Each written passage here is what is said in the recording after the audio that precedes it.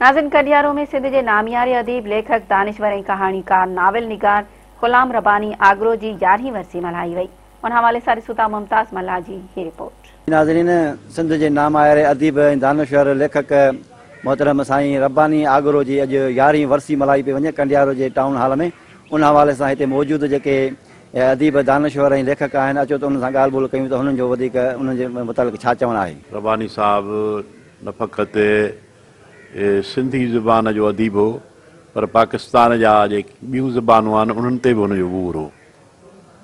रब्बानी साहब सिंधी अदब जी ख़िदमत कान कई, पर पूरे पाकिस्तान जे अदब जी ख़िदमत कई। हू जिन इदारनि में रहियो, उन्हनि इदारनि में हुनजो तालुक़ु सिंधी अदीबनि, उर्दू अदीबनि ऐं पंजाबीअ जे ज़ुबान जे अदीबनि, पश्तो ज़ुबान जे अदीबनि ऐं अज़ा सवाइ हू केतिरनि गैर मुल्की दौरनि में वियो, चीन वियो, ईरान वियो ऐं हिंदुस्तान वियो, बांग्लादेश वियो। उते हुन सिंधी अदब जी जेको आहे सो ॻाल्हि कई ऐं उन सां गॾु जेको आहे सो हुन पंहिंजी ज़िंदगीअ जी सॼी उमिरि अदब जी ख़िदमत कई ऐं सिंध वारनि जी ख़िदमत कई। रब्बानी आगरो असांजे सिंध जे अदीबनि में अदब जो पय विझंदड़ हिकिड़ो मोतबर नालो आहे।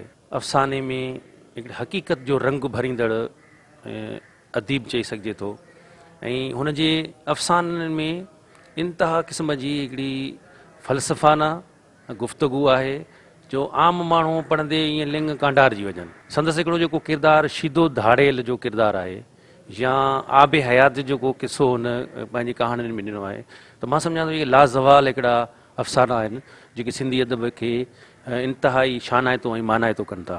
गुलाम रब्बानी आगरो सिंध जो उहो कहाणीकार हो ऐं नावल निगार हो, जंहिंजो ख़ासि पंहिंजे ख़ूबी जे करे सॼी सिंध में सुञाणे वञे थो। ऐं उन सां गॾो गॾु जेकॾहिं असां शेख हयाज़ ऐं शेख अब्दुल रज़ाक खां पोइ ॾिसंदासीं त उन में जेको आहे जमाल अबड़ो ऐं गुलाम रब्बानी आगरो तमामु घणो अॻिते आहिनि।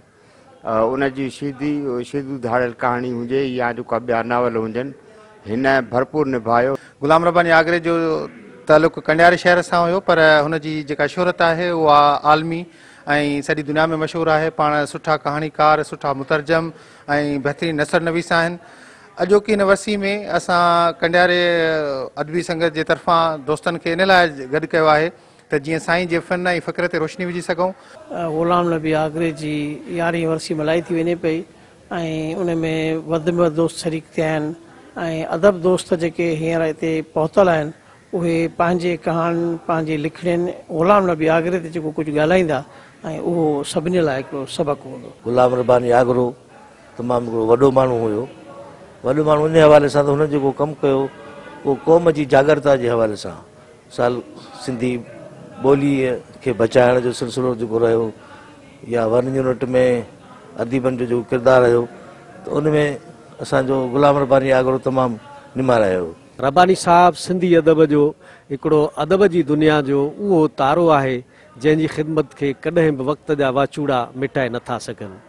रब्बानी साहब जो फ़न तहरीर उहो कमाल जो आहे जंहिंखे असीं दुनिया जे लेवल ते पेश करे सघूं था पिया।